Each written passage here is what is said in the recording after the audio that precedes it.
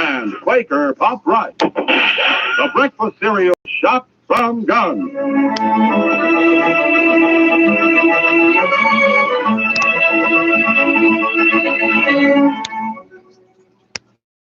Only Quaker Pack-O-10 has all your family's cereal favorites. A regular cereal pantry. That's Quaker Pack-O-10. 6 different delicious ready-to-serve cereals. 10 crisp, fresh individual servings. Pack-O-10 and only Pack-O-10 has wheat and rice shot from guns. And Pack-O-10 alone has the individual packages with the cellophane windows. There's both an inner and outer cellophane wrap to doubly protect that day it's made Christmas. Pick up a pack of Pack-O-10 at your grocer's tomorrow.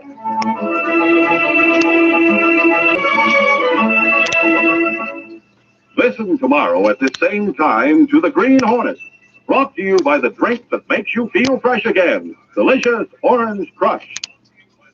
This is J. Michael wishing you goodbye, good luck, and good health from Quaker Pop Wheat and Quaker Pop Rice. So long. This is the Mutual Broadcasting System.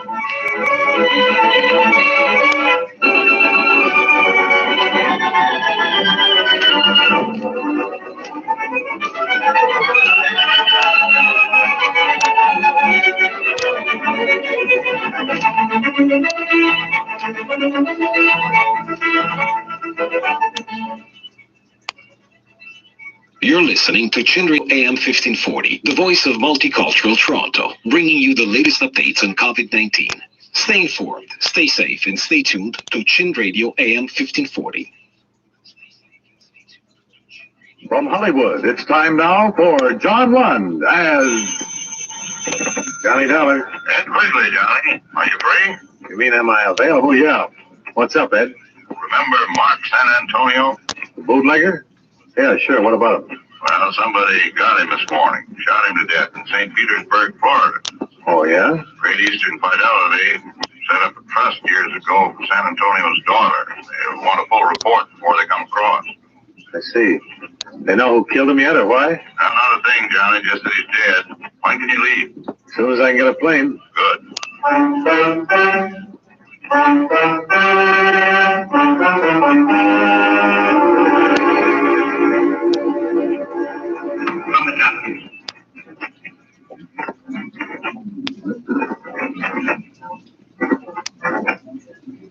From Hollywood, it's time now for John Lund as Johnny Dollar. Ed Quigley, Johnny. Are you free?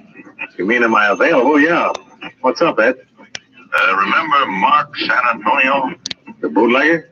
Yeah, sure. What about him? Well, somebody shot him this morning. Shot him to death in St. Petersburg, Florida. Oh, yeah?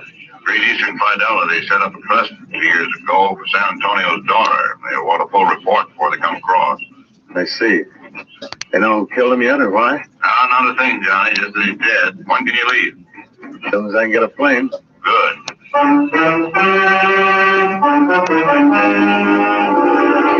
John Lund in another transcribed adventure of the man with the action-packed expense account. America's fabulous, greatest insurance investigator. Yours truly, Johnny Dollar.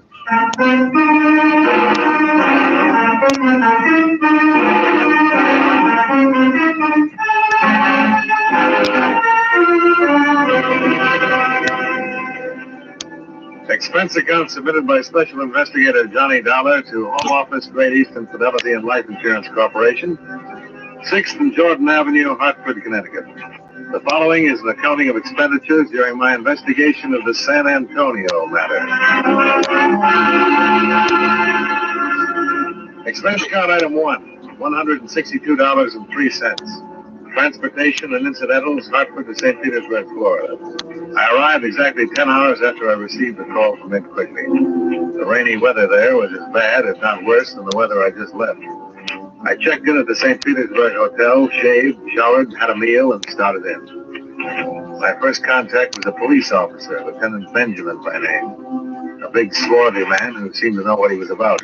I don't quite get this, Dollar. What's your part? Just that my insurance company would like a full report on everything that's happened.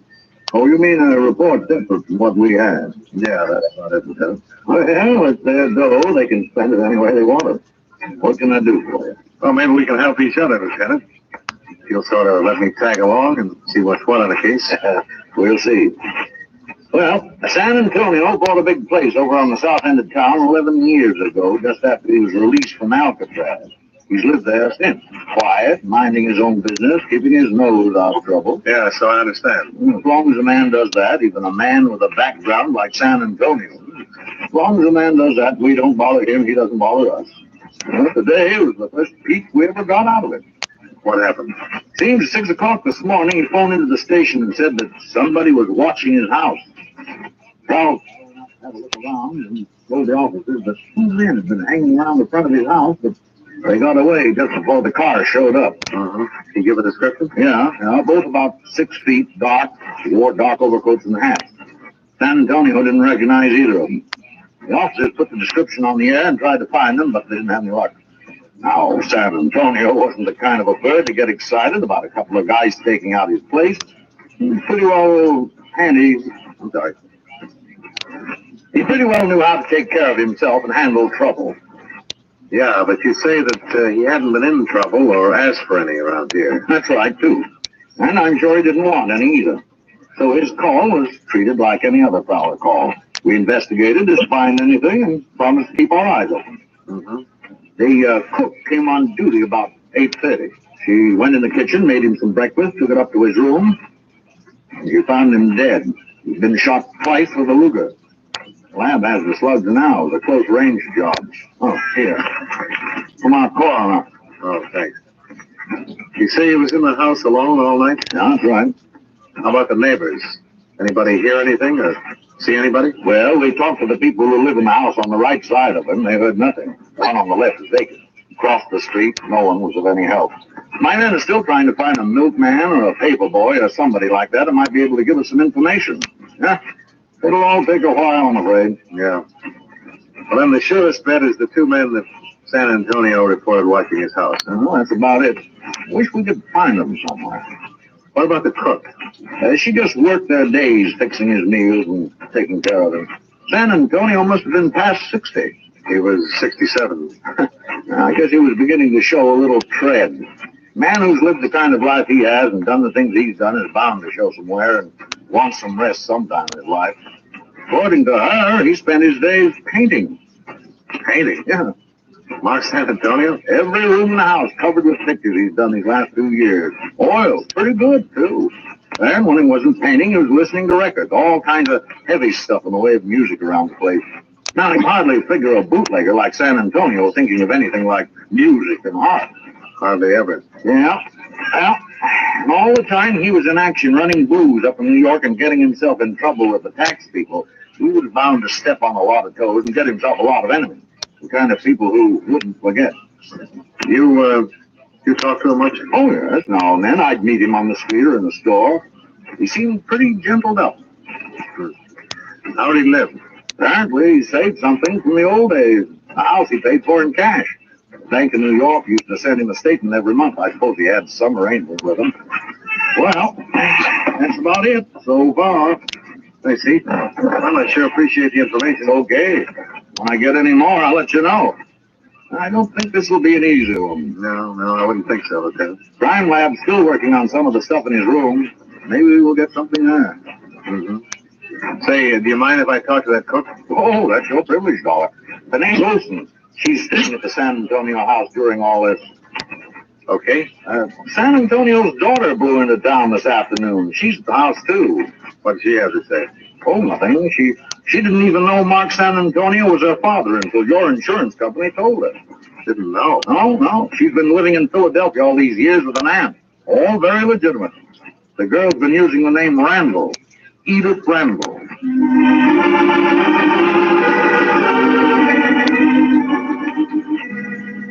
I went back to my hotel and had some dinner.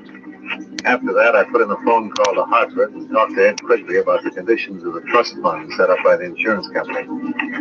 Then I shaved, changed clothes, and checked with the police once more. They hadn't located the 2 men that San Antonio had complained about, and the Luger slugs were still untraced.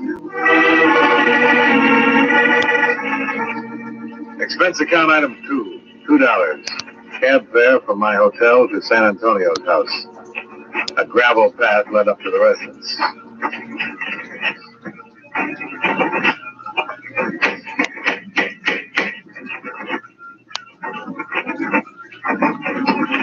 Yes, sir. How do you do? You Mrs. Olson? Yes, sir. My name is Dollar, Mrs. Olson.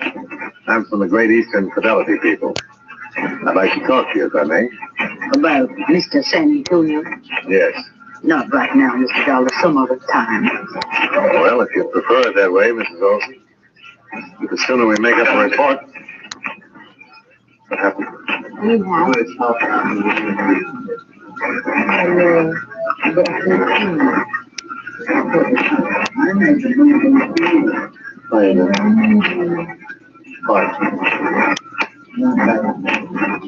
Oh, well, long said it open. We'll take it from 8 line 4, please. 8 line 4. Music.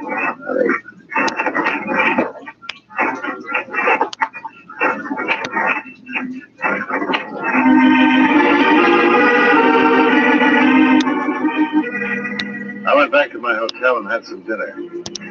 After that, I put in a phone call to Hartford and talked to Ed quickly about the conditions of the trust fund set up by the insurance company. Then I shaved, changed clothes, and checked with the police once more. They'd not located the two men San Antonio had complained about, and the Luger slugs were still on trace. Expense account item 2, $2. Cab fare from my hotel to the San Antonio house. A gravel path led up to the residence.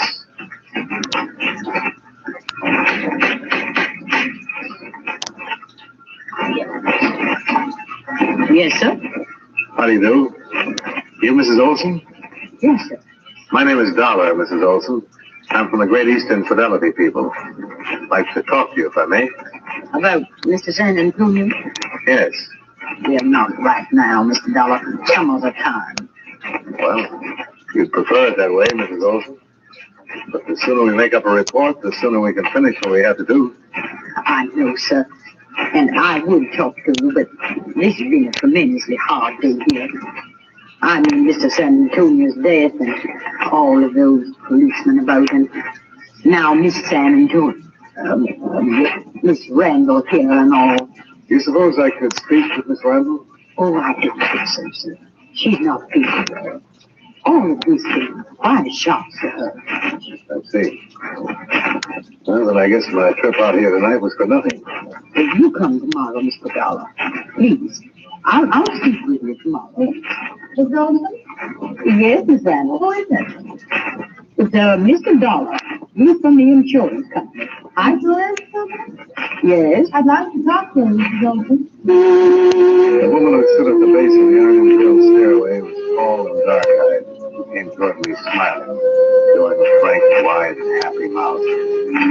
Young kind of face that should have been 20 or maybe 30.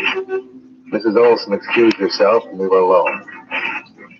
I wanted to talk to someone who might be able to give me a little more information about all this. It's all quite new to me. Well, I'll tell you what I can, Miss Randall. Yes, thanks very well. From what Mr. Hurst from the insurance office has told me on the phone, I'm to be quite well off because this man was murdered yesterday. You mean Mr. San Antonio? Yes, Mr. San Antonio. They tell me he was my father. Yes, it's quite true. Aunt Mary, who raised me, told me that my father's name was Randall. He had been killed with my mother in a boating accident.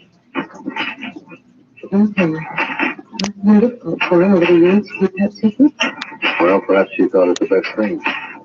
Same as he did. Well, I'm quite certain that everyone did everything for best. To awaken one morning and discover you're not one person, but an entirely different person. The daughter of the famous Trippz has been murdered. You seem to me like a very nice person. And so do you, Mr. Doctor.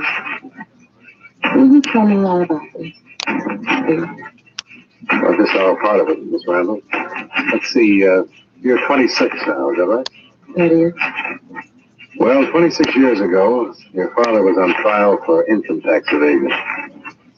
Just before he was convicted, he set up a trust fund with my insurance company to provide for you. It's been paying money for your support and education all these years. According to the condition of the trust, the rest of the money reverts to you now. It comes to well over $50,000. And that's all it is? You're listening to Chin Radio AM 50. Right. My father's murder. I suppose I was grateful to my father.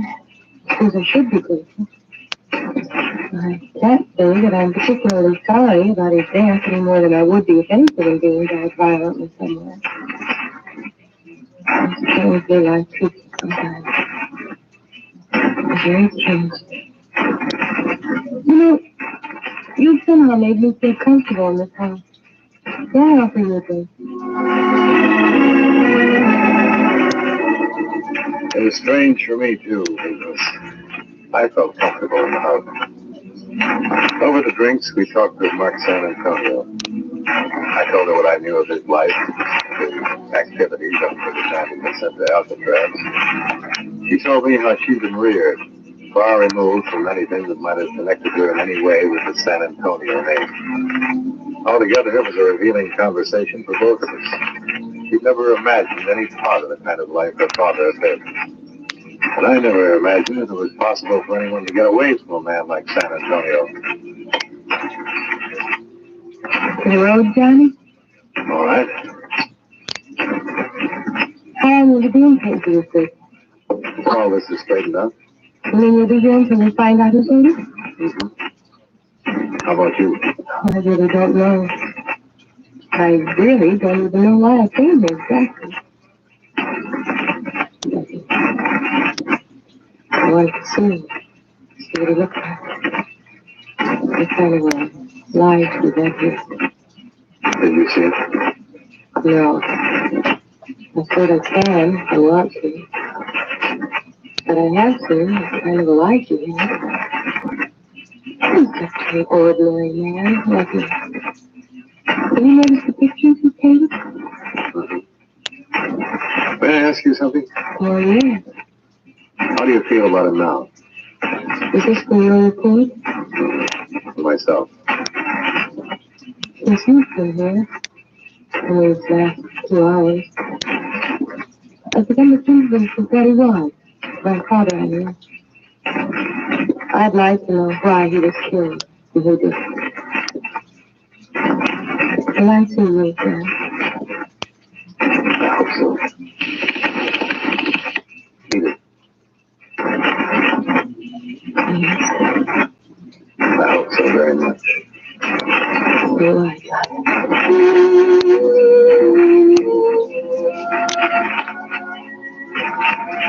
I left her at the door that night with a warm sensation inside of me.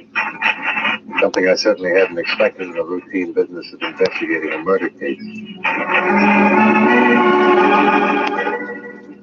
The next morning, I was back at the house talking to Mrs. Olson. She gave me all the information she could remember about San Antonio's activities up until the time of his death.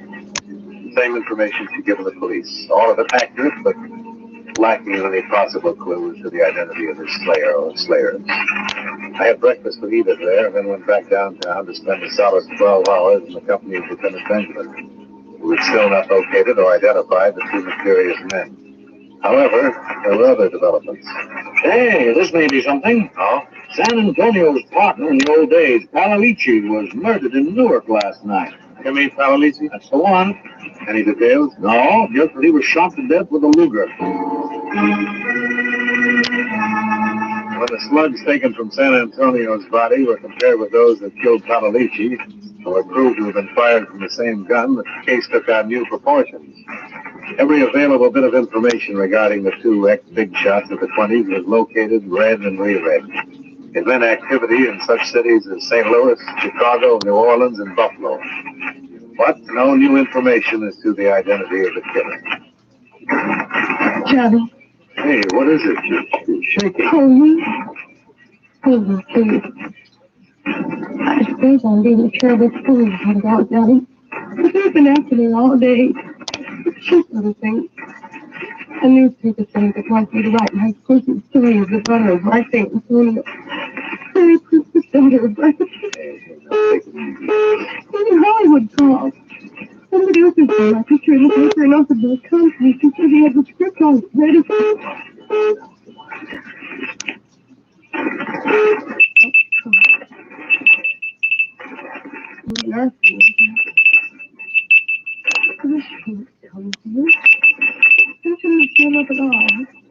Then what would I have done? And what would I do? Let's just have a drink. Look, I'll put on a new thing. It become apparent to me in the 5 days I've known her, the 5 days that she's known of her father, that she's grown to love him. Memory of it. He stated it very simply. Everyone needs a father. If you find out you have one, or had one, you They were walking up the gravel path of the house when she said that. I suppose I was thinking of how nice it would be to kiss her at the door. When I heard someone behind me. I twisted, trying for the gun in my inside pocket, but there was nobody to shoot at. At least nobody I could see. She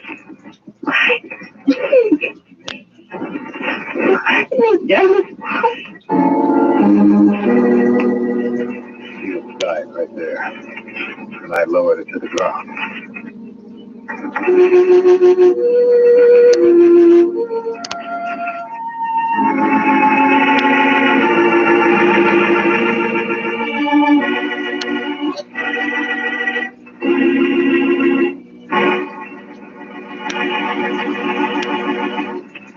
We'll return to yours truly, Johnny Dollar, in just a moment. It's clear that if you're on hand with this show, you must admire men of action. Every Saturday, you'll find plenty of action, fact and fictional, here on CBS Radio, when we bring you Tarzan, Lord of the Jungle, and Gangbusters. Every Saturday evening, Edgar Rice Burroughs' celebrated man of action, Tarzan, brings you a new adventure tale straight out of darkest Africa. And later on Saturdays, Gangbusters reenacts real manhunts undertaken by our own federal, state, and city police.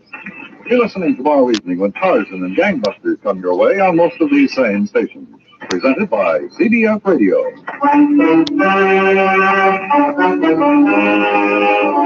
Now, with our star John Lund, we bring you the second act of yours truly, Johnny Dollar.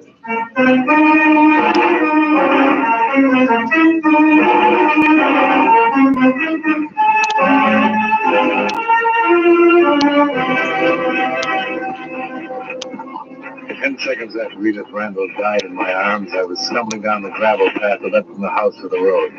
It all happened so suddenly and violently that I can't say that what I did from there on or what I felt was entirely rational. All I know is that a car was parked at the deep end of the gateway and 2 men were just climbing into it. Hey, you two, stop! Stop! Stop!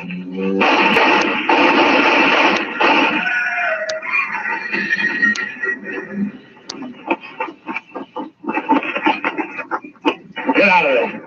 Both of you. Get out with your hands up. I'm afraid. Get out! Come on. All right, you two. Come on.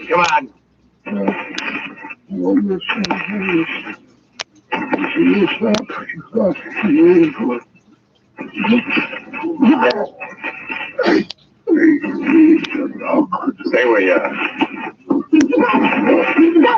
What is it? What's happened? Go phone the police, Mrs. Olson. They get over here right away. Why? What is all? Go on, do what I tell you. Hurry. All right, listen. All right.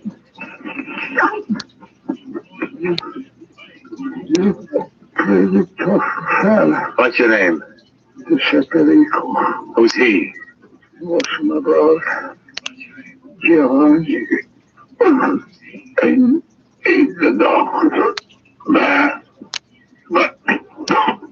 Listen. Tell it to me. Tell it to me right now. There's no policeman around to cover you. Nobody but you and me. If you don't tell it to me now, you'll never tell it to anybody. Now tell it. Tell it. I died first. I had 1 bullet left in my gun. I I set the barrel back against his temple and pulled back the hammer. I think I really meant to go through with it. And for the first time, I noticed that my shoulder was covered with blood. My head began to ring, and I had to let go and straighten up. That was not the thing to do. Oh.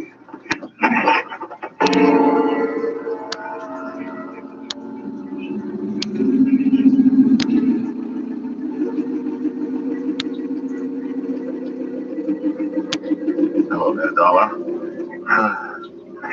Oh, Lieutenant. Quite a night, this one, huh? Yeah, but... Oh, you stopped one, boy. You were sure curled up when we got there. Eat it? I'm sorry, Dollar. I thought I might have been wrong. No, you weren't. How long am I slated for this place? Well, the doctor says you can get out when you want to. Feel like talking? They were just there, and they shot her. That's it. Which one? I don't know. They were together. That's enough, isn't it? Sure. Same Luger that killed San Antonio and Palalici.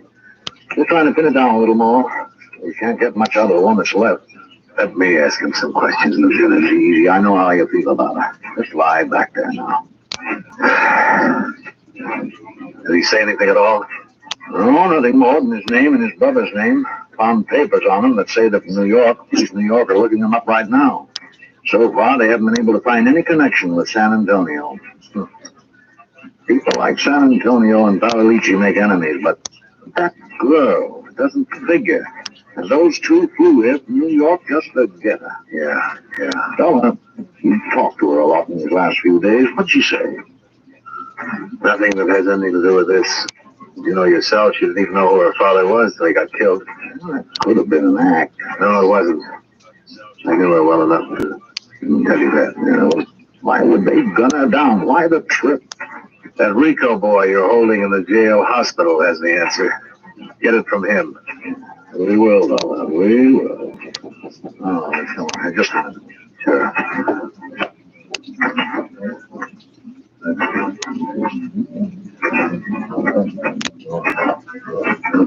Oh, Dollar.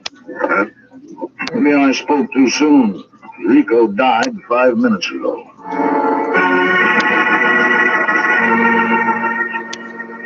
As far as my investigation on the San Antonio case went, could have ended right there. The Luger found on the dead Rico brother was the same gun that had fired fatal bullets into all 3 victims.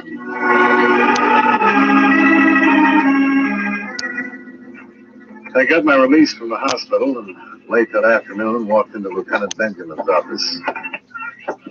Dollar, I don't get it. Don't get what? Here. This just came from New York on the Rico boys. Oh? Came to this country when they were 18 and 21. Both of them were naturalized citizens. Record? Not a thing. No trouble ever. Oh, that's funny. What else? Well, that's about it. Police there can't seem to locate their old man. He disappeared a week ago. Lived on the east side somewhere. He a naturalized citizen, too? Oh, that's another funny thing. He's taken out his papers and was due for examination with the immigration people this week. They're looking for him, too. When are you leaving? Tomorrow afternoon on the 1 o'clock plane. Well, come on, I'll buy you some dinner. We had dinner together and talked about the case. It had been a strange one. The deaths were useless, the motives unknown. The killers weren't even associated with their victims. I parted company with Lieutenant Benjamin and went back to my hotel to trouble it out with sleep. About 11 o'clock, I had a phone call. Johnny Dollar. Hi, Dollar. This is Ben. Oh, what's up? Old man Rico just walked into the city morgue. He wants to take his 2 sons back to New York for burial. 20 minutes later, I was standing in the coroner's office when Lieutenant Benjamin led a small, wizened old man into the room and sat him down in one of the chairs. Gave him a glass of water, offered him a cigarette. Old man refused. No, senor, no. Thank you. Mr. Rico, this is Mr. Dollar. Hello, Mr. Dollar. Mr. Rico? I really love you. You killed my boy, sir. You so? Yes. They tried to kill me. Yes, I know. It's bad. Why, Mr. Rico? It seemed you was in the way. I don't mean about me. I mean about Edith Randall and Alalici and Mark San Antonio. Why? I take the water now, please. Why? Do you know why? See, Then tell me. They're all dead now. I'm still alive.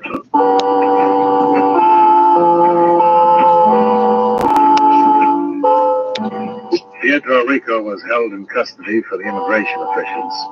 He refused to talk about his son or any of their activities.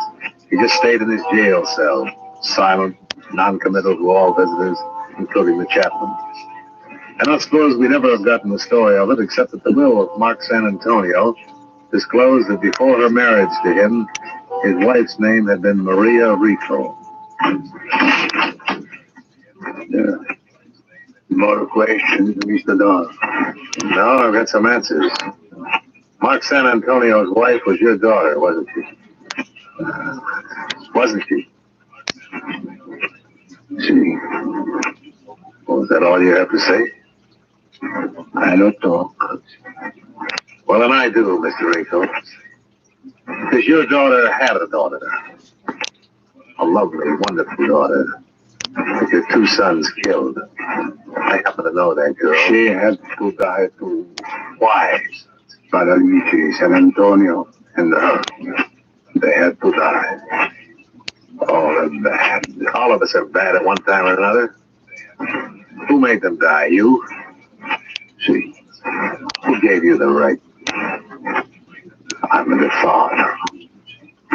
When a daughter marries a bad man, only bad can accommodate. He came to our village many years ago and he took her away. He and the men at Alalici helped him. He can live with me all this time. I live only to destroy him for that. I destroy him, the other man, and the girl, to my son. Why the girl? She could not have been good from a bad man. A vendetta. Was that it? If you like it, vendetta. He was a bad man who did bad things. Bad man. I smoke now. You got a cigar?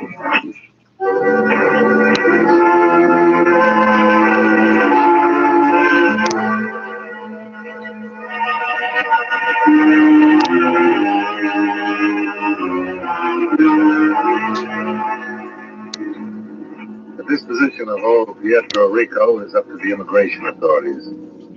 I didn't stay around St. Petersburg for all the complex examinations that would have to be made to test his sanity. I had enough of St. Petersburg.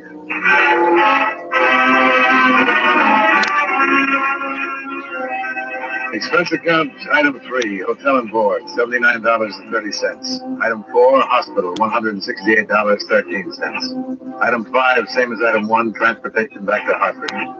Expense account total, $573.49. Yours truly, Johnny Dollar.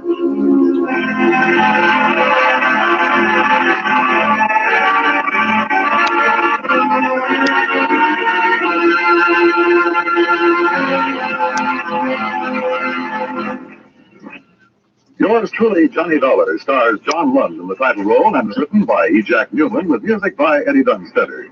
Featured in tonight's cast were John McIntyre, Joe Kearns, Jeanette Nolan, Virginia Gregg, and Jay Novello. Yours truly, Johnny Dollar, is transcribed in Hollywood by Jaime Del Valle.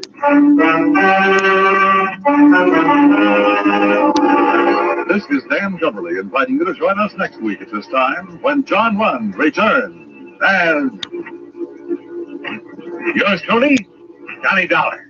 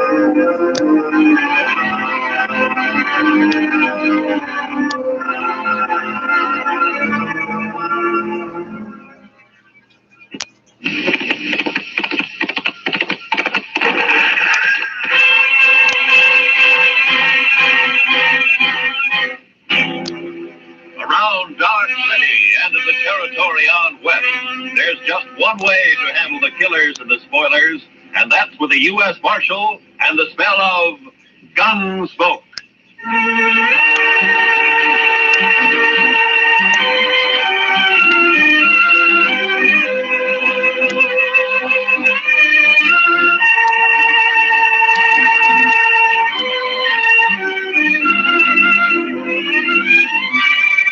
Gunsmoke, starring William Conrad.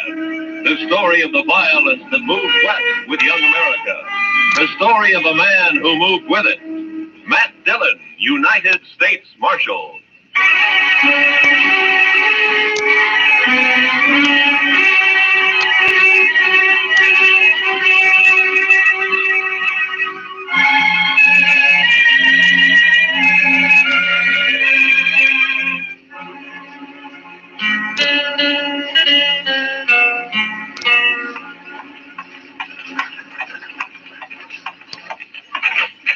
Matt!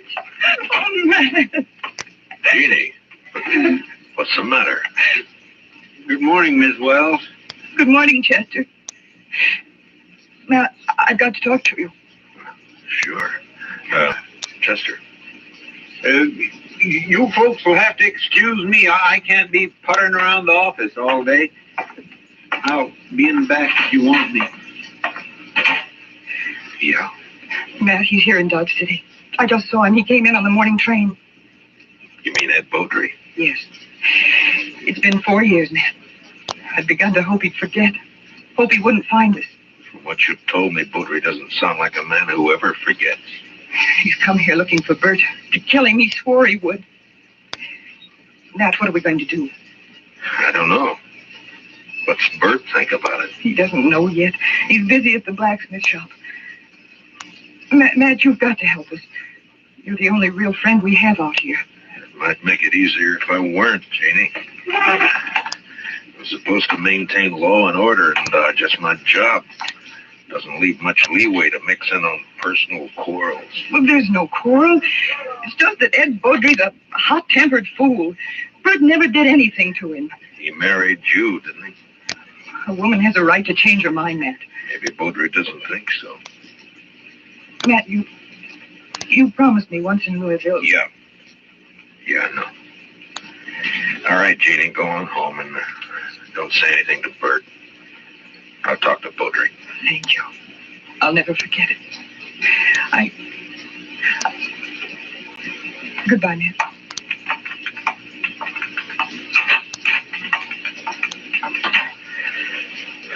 Chester. Yes, sir. I'll be right there, Mr. Dillon. Did Miss Wells leave? Yeah. Fine couple of Welleses. Did you know them before they came out west? I'm not Bert. I knew Mrs. Wells. I guess we better drop over to the Texas Trail, Chester. There's a fella in town planning to do some killing.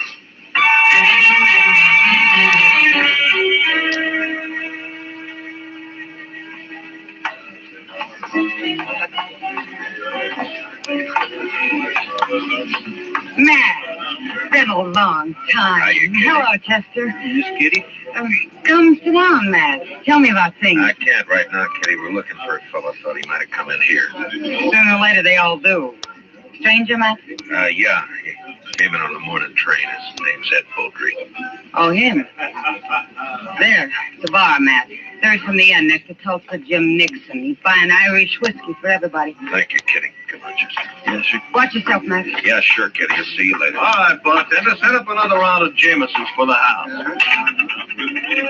Your name, Beaudry? Well, that's right, mister. Matt Dillon. I'm a U.S. Marshal here. I'd like to talk to you. Fine, go ahead and talk. Tulsa, suppose you move on down the bar for a couple of minutes, huh? Oh, well, the idea, Marshal. This man's a friend of mine. You're not very particular about your friends. Now go on, Tulsa. Drift. Mr. Beaudry, you came here to kill Bert Wells, didn't you? Did I? Well, here's some advice. Don't do it. Take the next train and get out of town. Is that official? Just what's the charge, Marshal? None. Yet. Murder if you go through it. Well, not the way I understand it. Murder's one thing. Calling a man in a fair fight, that's another thing. Beaudry, I'm the law here in Dodge, and I don't see it as a fair fight. Bert's a blacksmith, and he's not used to handling a gun. You are. So I'm told. Who told you, Marshal? I don't know anybody here. Wait a minute, Dillon? Yeah. I heard Jeannie mention you. You knew her back in Louisville before she ran off. We'll leave her out of this, Beaudry. So that's it. This isn't official. You're just doing a personal favor for an old friend. Probably a very close friend. Jeannie always did have a weak... I warned you once. All right, hold it. Now get up, Beaudry.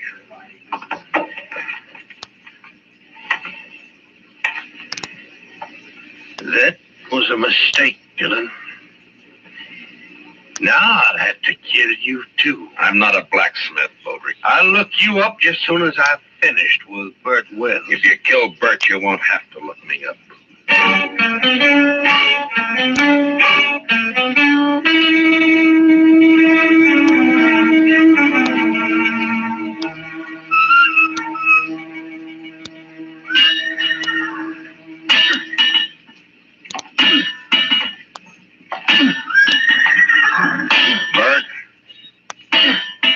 Bert? Bert? Huh? Oh, man. I didn't see you come in. I wanted to talk to you, Bert. About what, Matt? Ed Beaudry's in town. Beaudry. Well, it was bound to happen sometime. Has he been bothering Jeannie? No, she just happened to see him get off the train this morning. She came and told me. She shouldn't have done it, Matt. It's not your problem. Maybe it is, Bert. I'm the law in Dodge, and the law doesn't like the idea of personal grudges ended up in a killing. What do you aim to do? Prevent it if I can. Well, I wish you luck.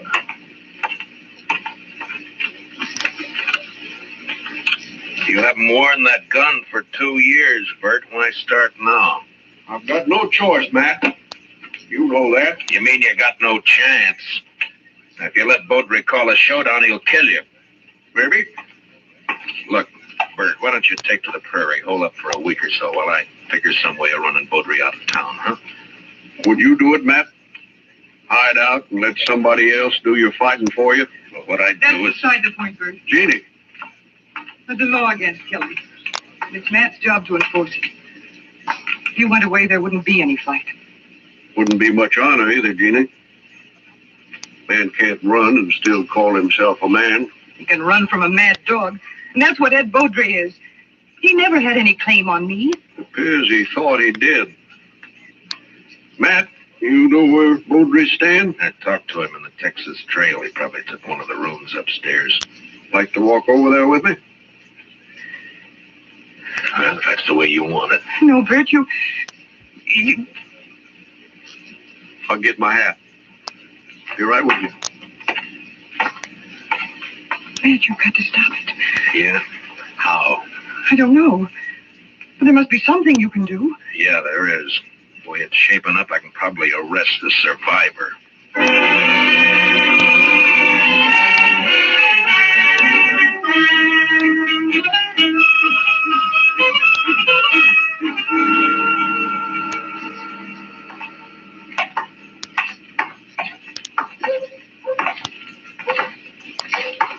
there's still time to turn back, Bert. Afraid not, Matt. Should have had it out with Beaudry back there in Kentucky 5 years ago. Jeannie wanted to run away and avoid trouble, and she was so beautiful it was hard to argue with her. Yeah, I know. Be hard on her if anything happened to you. Life's always hard on a woman, I guess. Worse out here on the prairie. Look out for her, Matt, in case I mean if anything. Mr. Dillon? Huh? Oh, what is it, Chester? Beaudry left the saloon a little while ago. Went over to the livery stable to hire a horse. No? I think he's riding out to your place, Mr. Wells. He's been doing a lot of talking.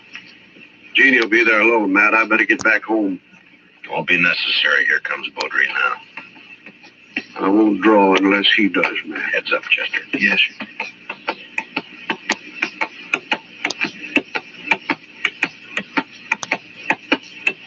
Oh, boy. Oh. Just riding out to call on you, Wells. I decided you'd had plenty of time to look me up. No reason to, Beaudry. Most men would figure they had reason. Somebody been in a local saloon, telling their wife's history. What? Beaudry, you... All right, hold it. Don't draw, Bert. Chester, cover Beaudry. Just keep your hands still, Mr. Beaudry. You're fast with that gun, Dillon. Fast enough, Mr. You make a good bodyguard. Too bad you can't ride her 24 hours a day. I told you what to expect if you keep pushing this thing, Mr. Beaudry. Now use some sense and get out of town while you're still alive. I've been in lots of towns, Dillon. I left them all alive. Wells, I've been planning to kill you for 5 years. Plans don't always work out. Listen, Will. You got till sundown. After that, I'm going to shoot you on sight. All right, Mr. Beaudry, if you've finished speaking your piece, move along. Why, surely, Mr. Dillon. See you later. Well, still a couple of hours before sundown. I think I'd like to spend them with Jeannie. I'll see you, Matt. Yeah, sure. Goodbye, Bert.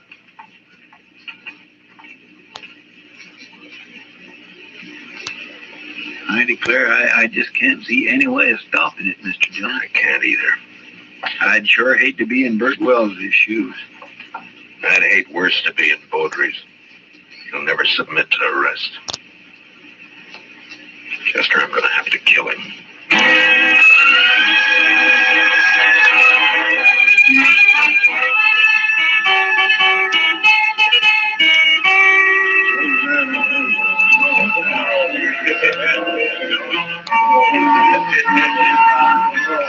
Why don't you relax, Matt? You're nervous as a cat. Yeah, and I'll stay nervous, Kitty, until I find out what's happened to those two. Beaudry slipped out the back way just at dusk.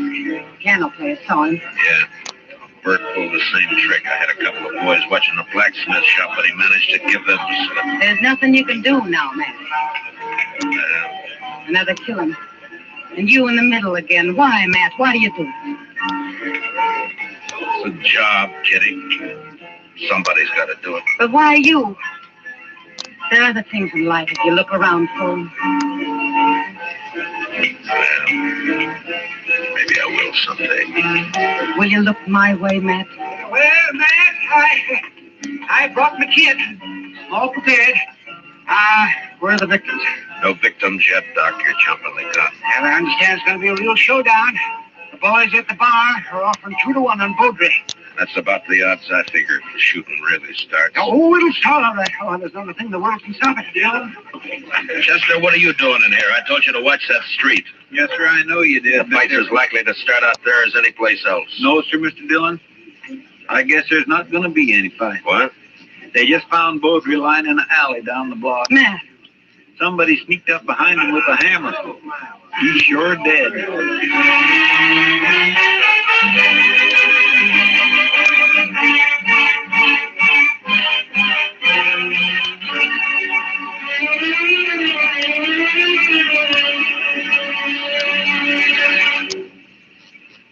return for the second act of Gunsmoke in just a moment. But first, what is the connection between the statue in the square and a pair of thugs who are definitely not on the square with the law?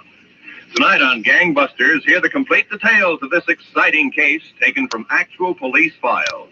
Remember, it's Gangbusters later tonight on most of these same CBS radio stations. Don't miss it. Now, the second act of Gunsmoke.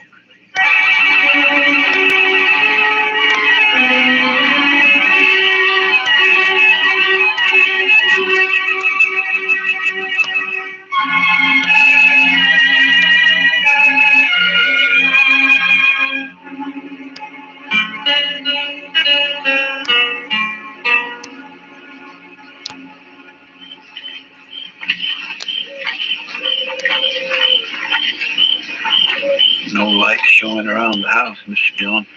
No. Not a shop either. He might have skipped out. Well, what about his wife, though? I don't know, Chester. I can't figure any of this. It's not like Bert to pull a sneaking trick like that. Hold it. Don't move. He's there by the tree, Chester. Yes, sir. Bert? Who is it? Who's that? Matt. Chester's with me. You better put away the gun. All right, Matt. I thought it was somebody else. Who, Bert? You know who, Beaudry, of course. Guess I better take your gun. Official, Matt? Official. Well, I got no quarrel with the law. Here. Thank you. Now, why did you do it? What do you mean? If it had been a gunfight, the law couldn't have touched you. The circumstances are all in your favor. But this way they'll call it murder, and they'll be right, because that's what it was. Matt, what are you talking about? It's no use. You left the hammer lying right beside his body. It's got your shop brand carved in the handle of it. Whose body you talking about? You mean Beaudry? Yeah, sure, Beaudry. Matt, you're making a mistake. I went looking for Beaudry, yes, but I didn't find him. Then I come back here. I was afraid to leave Jeannie there in the house alone. I didn't do it, Matt. You're wrong. It's not up to me, Bert. It's the court's job. All I can do is take you in. The evidence is too strong, and I got no choice. No choice. I didn't have a choice either. We must have had a choice somewhere back down the line. When? Where was it? We could have stopped and turned back. I'm a marshal, not a philosopher. Now let's go. What about Jeannie? I got to tell her. Chester will take care of it. It'd be better if you do it, Matt. You're a friend. That'd make it easy. I'd rather not if you don't mind. Now, come on, let's go.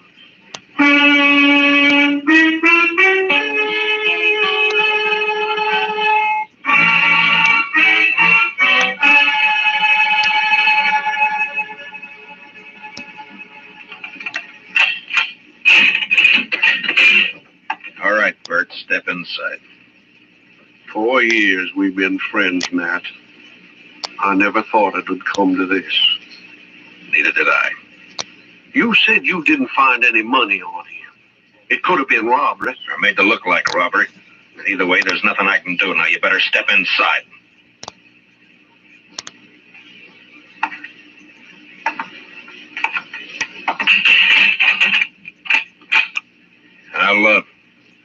I'll bring you some blankets and tobacco. If you want anything else, let me know.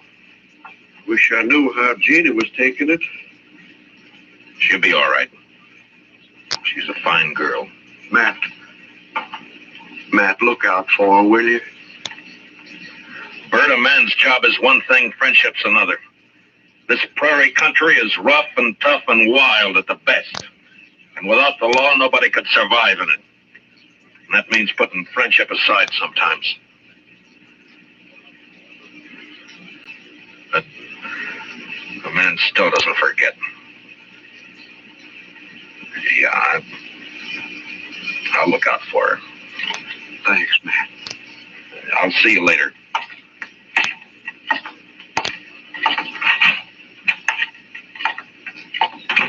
Well, you get your prisoner tucked in safely, Matt?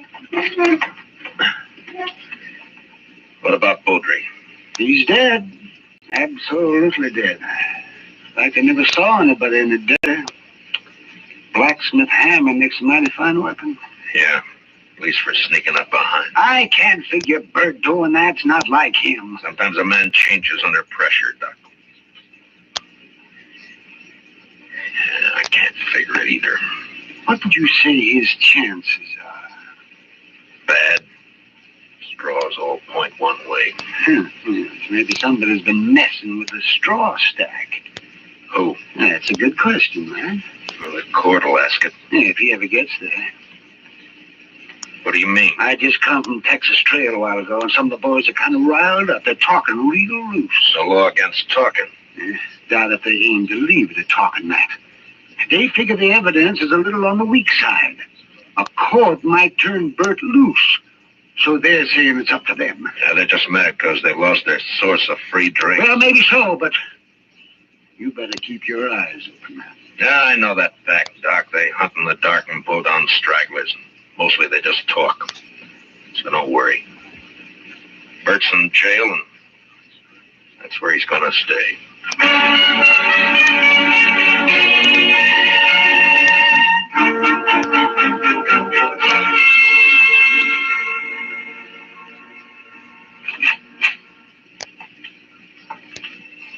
Matt? Matt, are you here? Yeah, I'm here. Wait a minute, I'll light the lamp.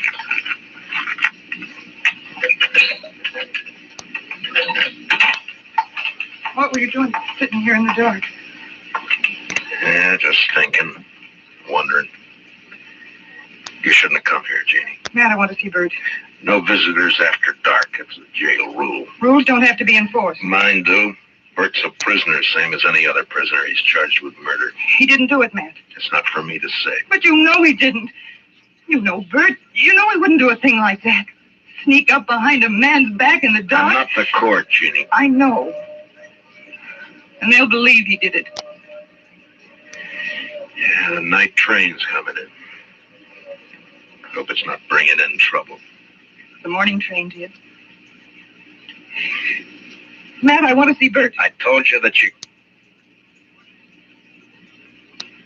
Why, you little fool.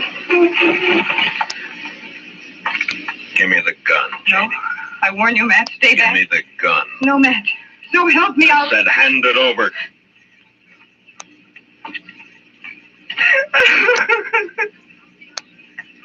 You knew I wouldn't. Yeah. Now, what did you hope to gain by I that? don't know. Get Bert out. Maybe I don't know. None of this is his fault. Something's got to be done. Matt, you've got to help me.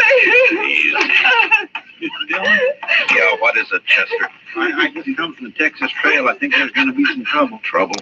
The bunch that hangs out around there are doing a lot of drinking and talking up the idea of coming over here to the jail. Oh, no. Well, maybe we ought to go over there and do some talking ourselves. Jeannie, I think the best thing for you to do is to go back home and stay there till morning. Now, don't worry about this. Nothing's going to happen. Oh, but, Matt, you can't handle that crowd alone. I've been handling things alone for a long time. All right, Chester.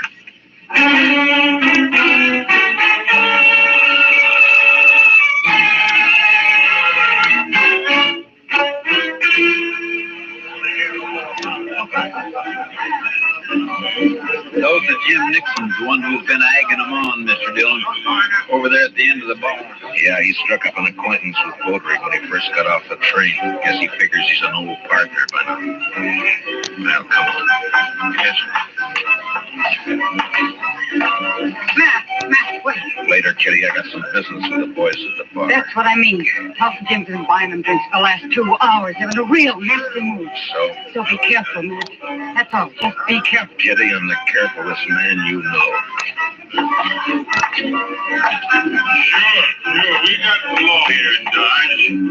Supposedly. But what kind of a law is it that lets a man sneak up behind somebody in the dark and murder him in cold blood? I don't know, Tulsa. Suppose you tell me. Dillon. Now, don't let me interrupt you. You were doing fine. this is quite an audience you got. All the panhandlers, bums, and barflies in Dodge. It's quite a collection. Well, calling names won't change the facts, Dillon. What facts? A friend of yours, Bert Wells, had sneaking cowardly murder. That's for the court to decide, Tulsa. The court. They'll turn them loose. They work hand in glove with you. Dillon, we're not going to stand for it. All right, shut up. So you're not going to stand for it, huh? Well, just what are you planning to do? You'll find out in due time, Dillon. Oh, I intend to set them up again all around. Yeah, you've turned into quite a free spender, Tulsa. I never knew you to... Double eagle gold piece. You mind if I take a look at it? It's good. Don't worry about that. Yeah, I'm sure it is. Where'd you get it? That's my business, Dillon. So you're the one who killed Baudry. That's a lie. I thought robbing him was just a cover-up, but it wasn't. There aren't many double eagles around Dodge. Baudry had a lot of them. Now you. Why would you get a pocket full of gold pieces, Tulsa? Wells killed Baudry. The blacksmith hammer was lying right beside him. Yes, where you left it.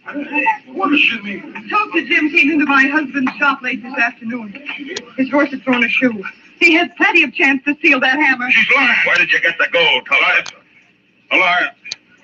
I won it in the poker game last week when the trailhead would...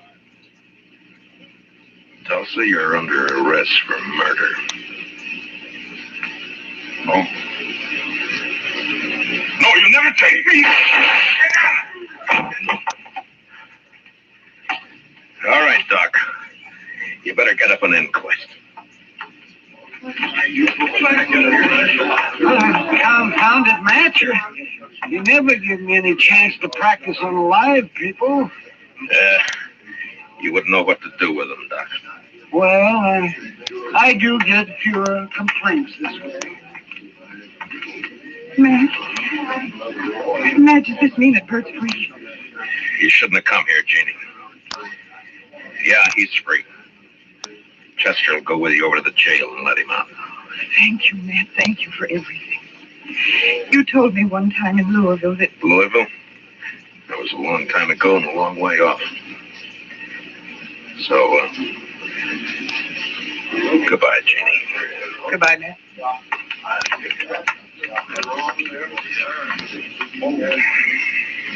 What's it all about, Matt? What? What's anything all about, Kitty? Professor, what do you say we'll have a little tune, huh? I sure thing, Mr. Dillon. What'd you like to hear? Oh, how about that one of Foster's? Jeannie. Jeannie with the light brown hair. You bet. You knew her before, didn't you, Matt? Yeah, I met her in Louisville one summer. Saw her quite a lot for a couple of months. And then I drifted out west. A man misses out on things by drifting. I told her then if she ever needed help to call on me. Well, she called, and you helped her. Yeah, I guess. Anyway, that's it. Matt, Yeah. Yeah, Kitty. when are you going to help yourself?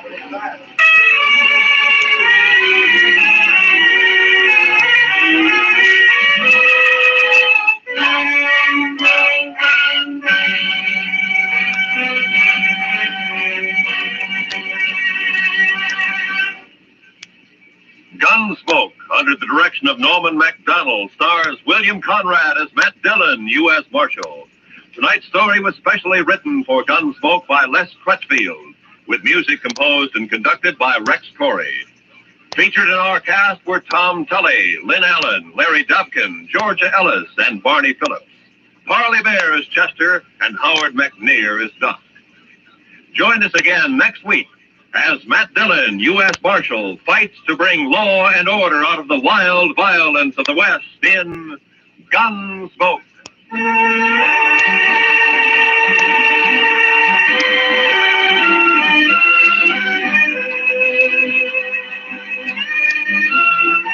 What a are the tunes most people like best? For the answer to that question, listen to Robert Q. Lewis's Waxworks later tonight over most of these same CBS radio stations. Stay tuned now for Broadway is My Beat, which follows immediately over most of these same radio stations. Roy Rowan speaking. On a Sunday afternoon, the music's delightful on the CBS Radio Network.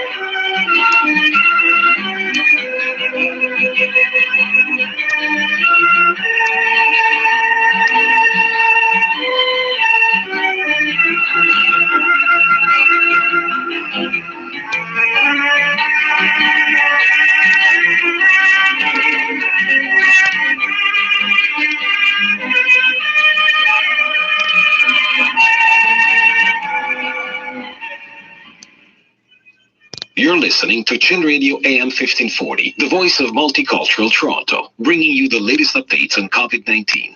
Stay informed, stay safe, and stay tuned to Chin Radio AM 1540. You're listening to Chin Radio AM 1540, the voice of multicultural Toronto, bringing you the latest updates on COVID-19. Stay informed, stay safe, and stay tuned to Chin Radio AM 1540. Now, as gunshots echo across the wind-swept, snow-covered reaches of the wild Northwest, Quaker Puffed Wheat and Quaker Puffed Rice, the breakfast cereal shot from guns, present the challenge of the Yukon. It's Yukon King, swiftest and strongest lead dog of the Northwest, blazing the trail for Sergeant Preston of the Northwest Mounted Police in his relentless pursuit of lawbreakers. One king, one country. Gold discovered in the Yukon. A stampede to the Klondike in the wild race for riches. Back to the days of the gold rush. With Quaker Puffed Wheat and Quaker Puffed Rice, bringing you the adventures of Sergeant Preston and his wonder dog, Yukon King, as they meet the challenge of the Yukon.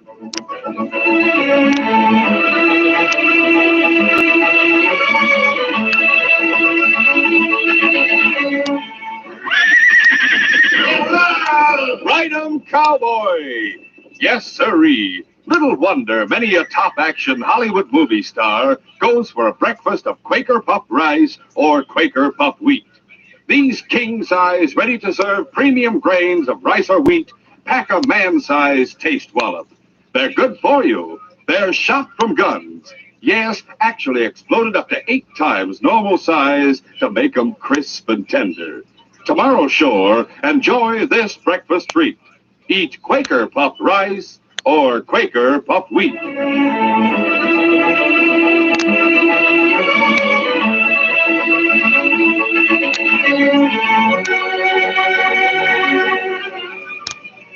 It was late summer in the Yukon when Sergeant Preston and King returned to Dawson City after a trip to 40 Mile and reported to Inspector Maynard at Mounted Police Headquarters. King's Health, the constable and I finished the case up there in short order, sir. The men who robbed the express office are behind bars. I knew you wouldn't have come back unless they were, Sergeant. And I'm glad you're back. We have a case right here that needs attention. Oh? What is it, sir? Murder. Murder, eh? Has the killer been caught? No. You remember that old sourdough, Jeff Beckett? Yes, I do, sir. He has a cabin on the south edge of town. Well, old Jeff was the victim. He was found dead in his cabin this morning. I see. Mike and Joe Dolan, who lived just beyond Jeff's You place... mean the Dolan brothers who own the general store? That's right, Sergeant. They stopped by to see if old Jeff wanted to give them an order to bring out when they went home. It seems that they were in the habit of doing that. Yes, sir, I know. Well, they found the door partly open and Jeff lying on the floor inside. He had been knifed over the heart. The knife was gone. They came right in and reported it this morning. I sent Constable Canby out there with the coroner right away. They find any clues? Canby said what seemed to be footprints made by a woman's shoe outside the door. Oh, well, that trail ought to be easy to follow. Well, now, wait till I finish, Sergeant. The old man had his gun in his hand and it hadn't been fired. The coroner decided that the only way it could have happened was by someone who was an expert at throwing a knife. Someone who threw it faster than the old man could draw his gun. I see, sir. Just after they arrived at the cabin, there was a heavy downpour of rain. Oh. Not only that, but you know how fast news travels here, Sergeant. A curious crowd followed them out there and tramped all around the place. There goes any chance of having King follow a trail. That's what I mean. The footprints were obliterated.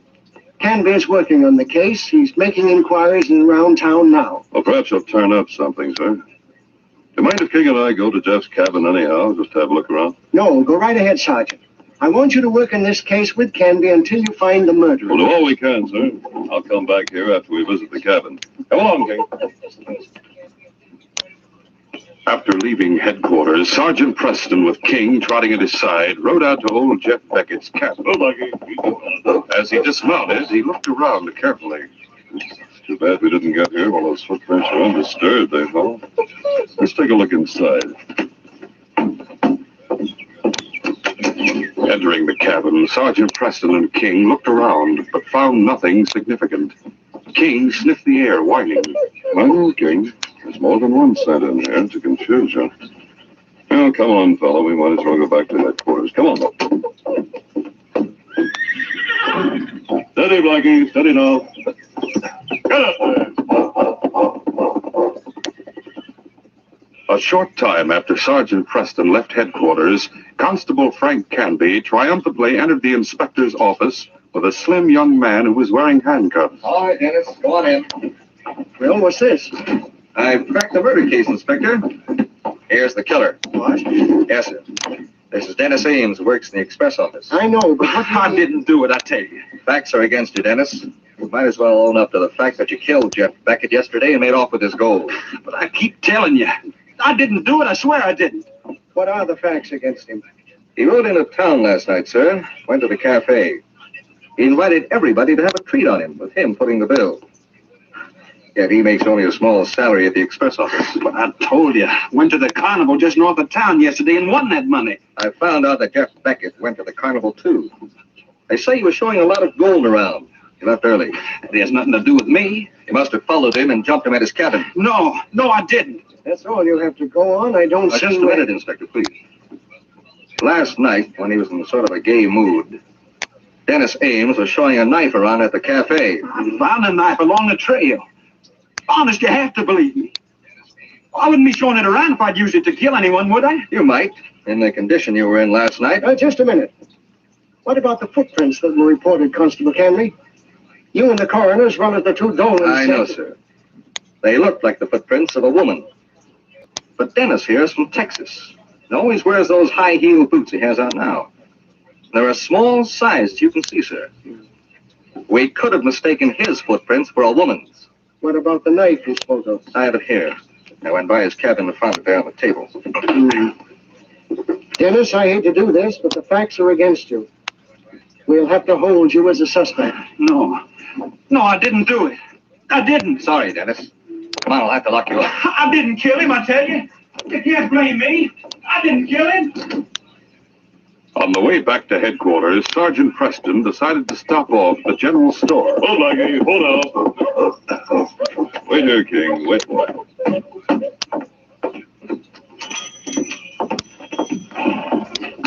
Well, Sergeant Preston, how are you, sir? Fine, Mike. I understand you and Joe were the ones who found Beckett's body this morning. That's right.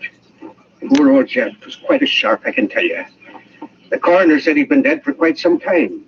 Since late yesterday, last night maybe. If you can find the woman who made them footprints, you'll have the killer, says I. Too bad it rained this morning. So many people went out there.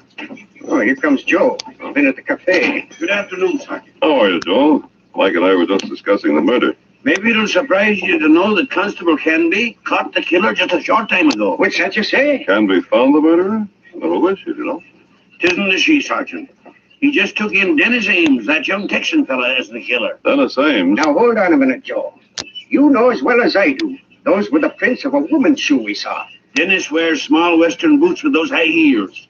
He was throwing around a lot of gold at the cafe last night, they say. And he was showing a knife, which he says he found on the way in from the carnival. Wish now. In spite of it all, I say the prints were too small for any man, boots or not. I've sold shoes too long not to notice. I believe Dennis when he says he found that knife. He's a nice lad. Somehow I would never have thought that Dennis Ames could harm anyone. The facts are the facts, Sergeant. He's in a bad spot one way or the other. There must be some way to show that Dennis didn't do it.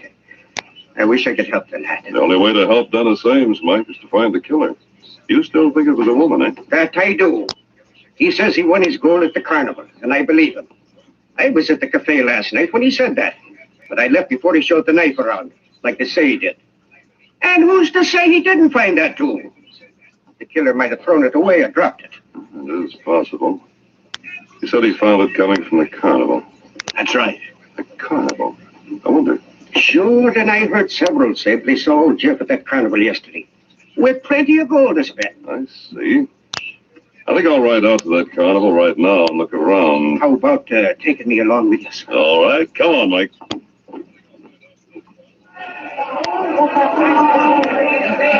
Later that afternoon, Sergeant Preston, with King at his side, walked slowly along the midway of the carnival. Sure, there are plenty of women with this carnival, Sergeant. And most any one of them could have seen old Jeff with all the gold he was carrying.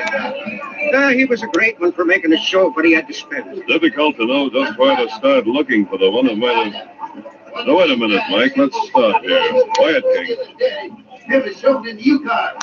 Yes, for only 10 cents you can come right inside and see Carlotta, the gorgeous and regal gypsy queen. Yes, folks, don't miss seeing this beautiful gypsy girl actually pin the man to the wall with sharp gleaming knives thrown from 12 feet away. Step right up. The show starts in the minute. Remember the price only to take. I have an announcement to make. I sure go right ahead. Now listen, folks. Just a minute. I know that man. King and I saved him from wolves 2 winters ago near Selkirk. Is that the truth now? Well, what do you know about that? Folks, I have an announcement to make. The beautiful Carlotta won't be able to perform in her usual way this afternoon. But she will appear on the platform inside with her display of knives and will give an instructive and entertaining talk on her experiences in Europe and America. Now, each and every person who pays the admission price of 10 cents will receive a picture. Yes, I said a picture of this marvelous gypsy queen. Get your tickets right now. Thank you. All right, step right up, folks. Get your tickets in. Only 10 cents. Step right up. Come on, Mike. We'll go inside. Come along, King. Sergeant Preston and Mike moved to the front of the crowd near the small platform on which Carlotta stood waiting. King stood beside Preston. The great dog stared at the bespangled woman, his nose in the air, sniffing. Then a low growl rose in his throat. Quiet, fellow. The understanding between Preston and King was great, and the husky's low growl had meaning for the mountie. He noticed that Carlotta had her right arm in a sling.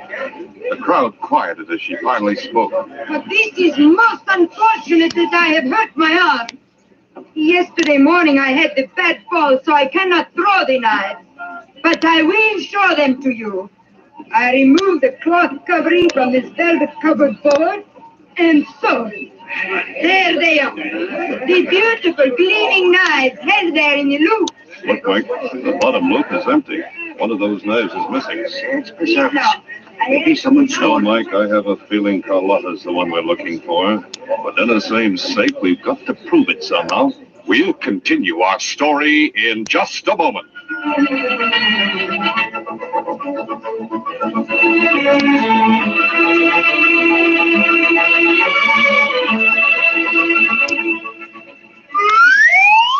Fellas and girls, look it. Man, oh man, here's the tallest man I've ever seen. I am the tallest man. The tallest man in the world. Boy, you must be. Say, how's it feel to be the tallest man in the world? So different. Gosh, I'll bet you eat a lot. 3 good meals a day. Gee. What's your favorite meal? Breakfast, naturally. Breakfast, huh? Say, ever eat Quaker puffed rice or Quaker puffed wheat? Do I? Every day. Oh, you like rice or wheat shot from gun? Nothing better. Boy, you must be champion Quaker puffed rice and wheat eater. Buy 'em by the case. What do you like best about them? They're big. About 8 times normal size, like me. Bet you use lots of milk and cream. Got my own cow. Anything else? Quaker puffed rice and Quaker puffed wheat? That nut-like flavor. And they're good for you. That's right. A fellow like you needs plenty of food energy. And rice or wheat shot from guns furnishes extra food values of restored natural grain amounts of vitamin B1, niacin, and iron. Say, mind if I ask you one more question? Go right ahead. Well, tell me, how's the weather up there? Oh, rather crisp and fresh. Like Quaker Puff rice and Quaker Puff wheat. Say, you are a fan. I guess you know Quaker Puff rice and Quaker Puff wheat are never sold in bags or bulk. To get the original crisp, fresh wheat or rice shot from guns, you always buy the big red and blue packages with the smiling Quaker man on the front. That's your guarantee that you're getting the one and only Quaker Puff rice and Quaker Puff wheat, shot from guns. Try 'em for breakfast tomorrow.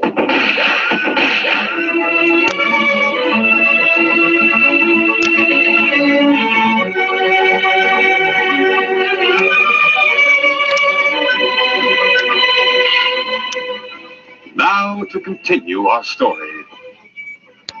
Sergeant Preston felt certain that somehow Carlotta had killed old Jeff Beckett, in spite of the sling and her alibi that she'd been hurt the morning before. Preston, with Mike and King, left the tent and went to the place where the horses were waiting. Well, right back into town, Mike. I have a few questions I'd like to ask Dennis Ames. Sure, but why don't we look around a bit more, Sergeant? Since that gypsy girl has had her arm in a sling since yesterday morning, it stands to reason she Mike, could... I noticed something in that connection. And what was that? The barker outside didn't seem to know Carlotta was injured until Anson came out and made the announcement. Holy smoke, that's right. The girl hadn't been putting on her act since yesterday morning. That barker would have known it. See now. Why didn't you ask? Because carnival people stick together and close up like a clam. One other thing. Did you notice when King growled in there? I did that. I wondered. I feel sure King recognized Carlotta's scent as one of those he found at Jeff's cabin. I couldn't go only by that, of course. I get what you mean. King, you're a wonder. King and I are both working in the dark in a way, Mike, but we hope for the best. Let's get going. Right, everybody. Steady. Hit it.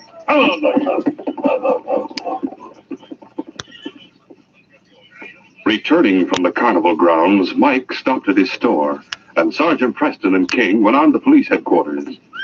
As the Mountie and his dog entered, Constable Frank Canby rose from a chair to greet them.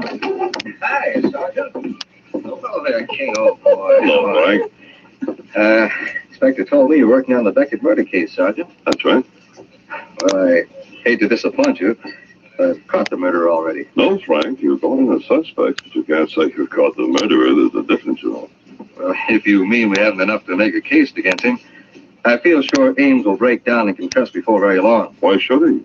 Frankly, I don't believe he did it. You don't? That's right, I don't. Oh, Sergeant, I respect your judgment a lot. Mike Nolan is convinced those footprints at Beckett's place were definitely those of a woman. He went with me to the carnival grounds a while ago, and there's a woman out there. I know. I went there early this morning and talked to the gypsy knife door. Oh? She has an airtight alibi. She never left the carnival. What's more, her arm is injured, and has been since yesterday morning, as you probably found out. Yes, I saw her arm in a sling. The man who works with her, a fellow named Anton, swears to her alibi. They both claim someone stole one of her knives, too. Well, Ames was at the carnival yesterday afternoon, and he had a knife, just like the one that was lost. I see. I'd like to have a few words with your prisoner, Frank. Will you come along? Yes, I would, Sergeant. If you think you can prove someone else murdered Jeff Beckett, I'd like to see how you go about it. It's all right with me. Let's go. Come along, Gil. He's in the end cell. I don't think he'll be there very long. Well, I hope you're right, Sergeant. Yet Oh, that's a cell right there. Ames, Sergeant Preston wants to talk to you. Hello, Sergeant. Look, I didn't Take it easy, Dennis. Will you answer a few questions for me? You have the right to refuse if you want to. Sure, I'll answer what I can. Is that your dog King I've heard about? I never saw him before. Yes, that's King. I guess I always left him outside when I went into the express office. As the men momentarily observed King, the great dog sat at Preston's side, panting. The Mountie noticed immediately that King showed absolutely no interest in the young man standing just the other side of the bars. And this fact gave added significance to his theory that Dennis hadn't been at the Beckett cabin. Preston turned again to Dennis. You were at the carnival rather late yesterday, weren't you, Dennis? Yes, yes, I was. And you saw Jeff Beckett out there? I saw Jeff early in the afternoon. He was going around with a big poke of gold, having a time for himself, spending it on folks, telling them like he always does that there was plenty more where that come from. You see, Sergeant? He admits he saw Jeff with a lot of gold and heard him boasting about having more. Now, look here. If y'all trying to track No, Dennis, I didn't come here to do that. I want to help you. You do? Yes.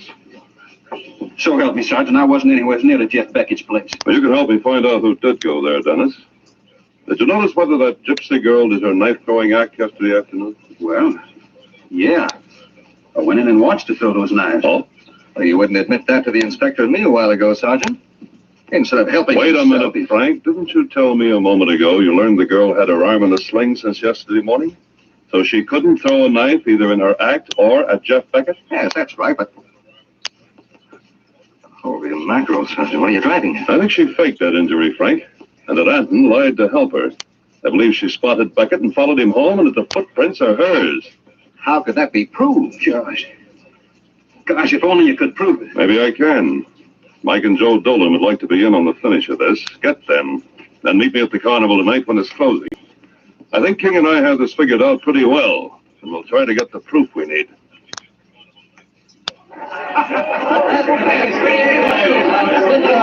That night, in the exhibit tent at the carnival, the gypsy girl Carlotta stood watching as the last group of people slowly went out. Then she called out loudly. Gus! Gus Anton! Shut up, Carlotta. Can't you wait till the people get out of the tent before you start yelling like a banshee? I am sick of looking at them. Carry the knife board into my sleeping tent. All right. I've got it. Go ahead, lead the way. Do not let any of the knives drop out, Gus. I'm watching. Now look, Carlotta. No use to get sore when I mention it. But that sling is nothing business. The people that come here want to see you throw the knives, like the posters out front say you do. Something that cannot be helped, Gus. I knew the Mounties would send someone here this morning the first thing. And they did, as you know. Yes, and we convinced them. They arrested someone else. But I don't like the law coming around. I'm glad we'll be leaving the Yukon soon. Oh, Gus, why do you always worry about things like you do? You have often been questioned by the law. That is what to expect when one is with the carnival. Maybe. But this is different. And what's more, you know it is. So? Did you not just say that they have catched someone and put him in the jail? He had my missing knife, remember? And they blame him. Why should we be bothered more? I don't like it anyway. Here's my tent. Put the knife board over there by my cot. All right. There. I am weary, Gus. Such a place for a woman. Tomorrow we'll be leaving on the boat to the States. There we can make more money with our act. We haven't taken in much today with you wearing that sling. Perhaps we have profited by it more than you think, no? Yes. Maybe we did at that. Gus, I've been thinking. Perhaps we... Oh! Sorry I startled. Sergeant Preston. Yes, I have a little business with your friend Carlotta. Gus, you know this Mountie? Yes, we have met before, Carlotta. Tell him to leave. He has no right to... Anton, that alibi you gave for Carlotta this morning. It wasn't true, was it? Yes, it was, Sergeant. She hurt her arm yesterday. It has been in that sling. Helpless. She was here all afternoon yesterday. You know, of course, that the young chap's been taken into custody as a murder suspect. We have heard the news, Sergeant. It is too bad, no? No. He won't be in jail long. You mean you would try to pin that murder on me, huh? Go away, please. We have not the time for talking nonsense.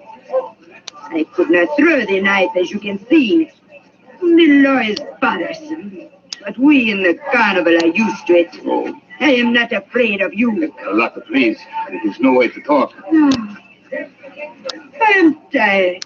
I shall rest at my cot. Anton, I'm convinced your so-called gypsy queen has gold hidden in this tent that belongs to old Jeff Beckett, and I'm going to search for it. Gus, he has no right. Do not let him. I cannot stop him, Monty, Carlotta. Gus Anton has more respect for the law than you have, Carlotta. I'll start the search for that trunk there, right now. Gus, do something. Stop him, I say. Please, Carlotta, be quiet. He represents the law. Sergeant, stay away from that trunk. I warn you. Your warning doesn't mean much to me. Sergeant Preston stooped to open the trunk and seemingly took his eyes off Carlotta for the moment. In the shadows just outside the tent opening, the great dog King stood watching. He saw Carlotta quickly slide her arm from the sling and reach behind her to the board that held the sharp gleaming knives. In an instant, a knife was in her hand, and the intelligent dog knew it was time to act. King saw the man Anton dart forward, but Carlotta, blazing with fury, shoved Anton backward, causing him to fall. He struck the knife board, and the knives fell loose, one of them falling under him on the ground. At the same time, Carlotta raised her hand for the throw at Preston. King sprang forward with a growl. Like a streaking shadow, the great dog leaped, grabbing Carlotta's upraised arm, causing her to fall to the ground. Stop him, help! Hold it, boy. He grabbed my injured arm. That beast. Don't put on an act. Are you all right, Sergeant? Yes, I'm all right. Right, be. We were taking it from outside. We thought sure she was going to get you with that knife. I was ready, and so was King. Oh, hey, what's the matter with him? Anton fell on one of the loosened knives. I'll see if he's hurt. Watch her, King. Sergeant, one of the knives, it fell under me. The point went in my back. Maybe I'm done for. Let me look at you, Anton. Oh. Tell me, Gus, that alibi. It doesn't matter now. Maybe I'm dying. She's to blame for it, and for the other killing, too. Gus, do not talk, please. Keep quiet, you. I have to, Carlotta. You saved my life once. You almost killed him just now. How did she work it, Gus? She left here yesterday afternoon. Gone for a couple of hours. I took the Parker's place so he didn't know. She faked the arm injury. Huh? I sort of like Carlotta, so I covered for her. Great day! And she's the one who killed Jeff Beckett after all. No! You cannot prove that. You cannot. The old man's gold is in that trunk. His initials, J.B., are on the bags of gold. That settles it. Gus, you double-crosser. I am glad you are dying. I am a woman. I shall not hang. Gus isn't dying at all. The knife wound is superficial. What? The doctor in town can fix him up, and he'll live to testify against you, Carlotta. You, Sergeant. If once more I had the chance, I would... That dog. He was the one who spoils everything. Too bad you didn't know the dog was waiting just outside. I thought gypsy queens could tell what was to happen. Like the one across the way who told me fortune. That one's only a common gypsy, no doubt. Not a queen like the great Carlotta. Such a fat one as you, I'd like to have to throw the knives at. You've thrown your last knife, Carlotta. I'm arresting you in the name of the Queen for the murder of Jeff Beckett. By George, Sergeant, you did it. You proved Dennis Ames innocent. Better yet, Frank, with King's assistance, I proved Carlotta guilty. King knew that she'd been in that cabin. Now let's get back to headquarters. As far as I'm concerned, this case is closed.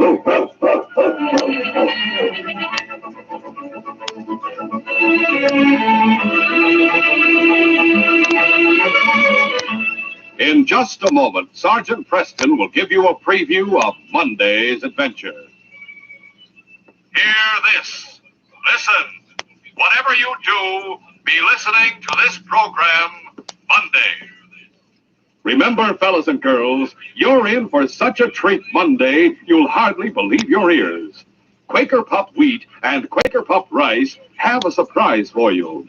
Every single one of you listeners is getting in on something big, an offer that's out of this world. Tell your friends to listen. That's Monday. Listen Monday when Sergeant Preston and Yukon King meet the challenge of the Yukon in the case The Doctor Disappears. When Phil Carver's little boy became seriously ill and Dr. McComb couldn't be located, King and I took on the job of tracking down the doctor. We didn't know that he was being held prisoner by a pair of dangerous outlaws, and that all of us, including Phil's family, would soon find ourselves at the outlaws' mercy. Be sure to hear this exciting adventure Monday. These radio dramas, a feature of the Challenge of the Yukon Incorporated, are created and produced by George W. Trendle, directed by Fred Flowerday, and supervised by Charles D. Livingston. The part of Sergeant Preston is played by Paul Sutton. They are brought to you every Monday, Wednesday, and Friday at the same time by Quaker Puffed Wheat and Quaker Puffed Rice, the breakfast cereal shot from guns.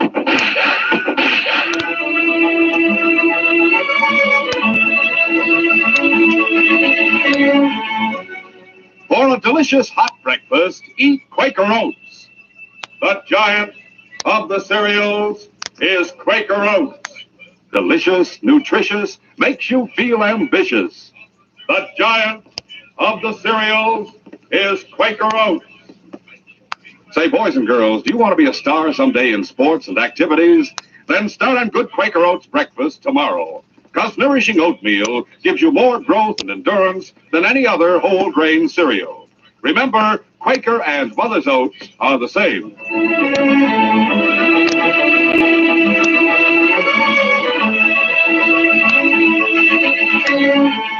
This is J. Michael wishing you goodbye, good luck, and good health from Quaker Puffed Wheat and Quaker Puffed Rice. So long. This is ABC, the American Broadcasting Company.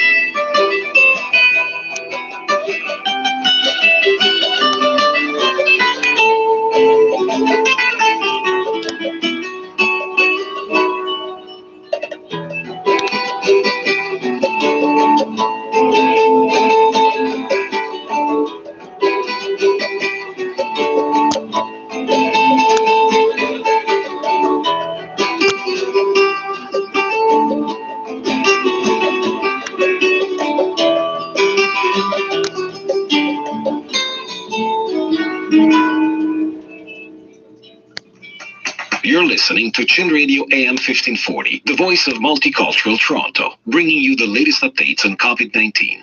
Stay informed, stay safe, and stay tuned to Chin Radio AM 1540.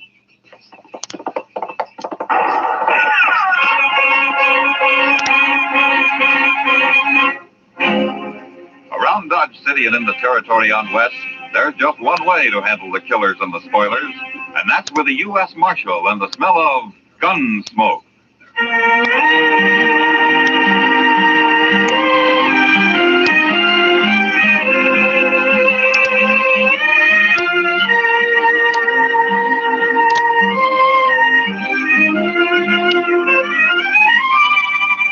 Gunsmoke, starring William Conrad. The story of the violence that moved west with young America.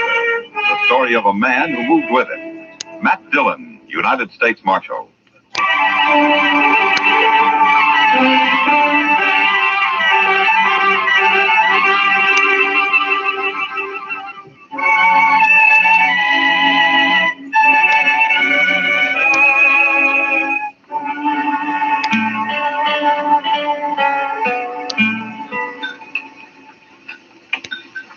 Cigar, Miss Kitty?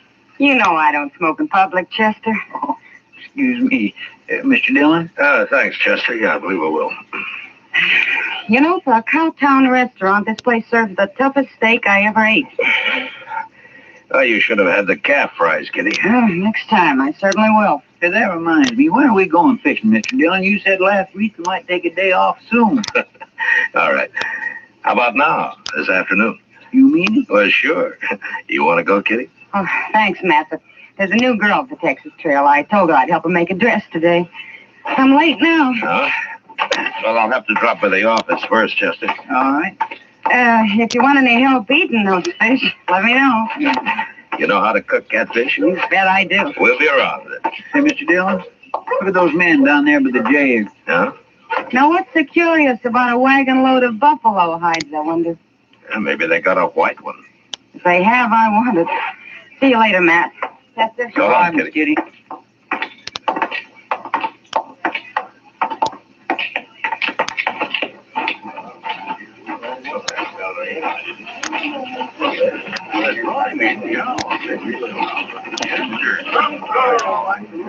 This your wagon, mister? No, Gatliff's. I skinned for him. Oh, what are you doing here? What's the crowd for? Just curious. Another Skinner got hurt, and we brought him into the dock. Oh? What happens? He hurt bad? Bad enough. Gatliff didn't see any sense in bringing him into town at all. Me and the cook, we made him, though. Huh? Here's Gatliff now. Chester, go up to Doc. Maybe I can help. Huh? All right, sir. How is he? Doc will take care of everything, Toby. Never mind that. How is he? Dead. Now, let's drive these hides on down the shed. I want to get them sold and pick up our supplies. Come on. Just a minute, Gatliff. Some other time, Marshal. I'm busy. So am I. But you come into my office anyway. I want to talk to you. All this busy, bothering people. That's my office right over there. You and the cook go get them hides unloaded, Toby. I'll be right along. Yeah.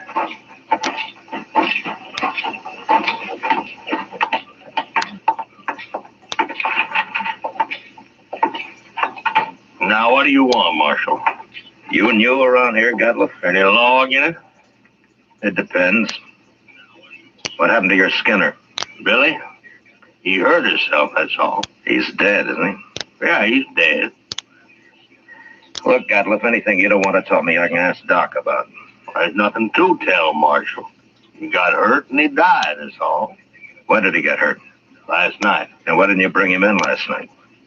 Them other fellas, the cook and Toby, they figured he was done for anyway and didn't want to bother, I guess. Is that so? You're the boss, aren't you? Sure, I ain't. But you know how men are when they get out in camp, Marshal. You don't want to push them too far. They get touchy, kind of.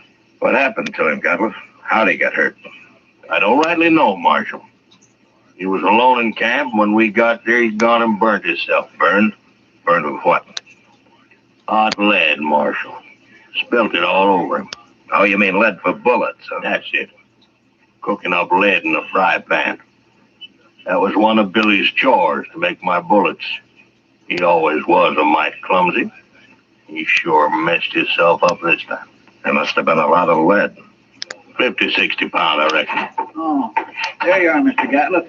Doc Adams is looking for you. What does he want? Well, see that man of yours. Doc's all through with him. He says you can bury him now. Oh, no. I ain't paying for no burial. He's just a skinner I hired. Don't even know his last name. You're his boss, aren't you? You brought him in. And that's all I'm gonna do for him. I ain't paying you $1. Not $1. Nobody's asking you to pay me.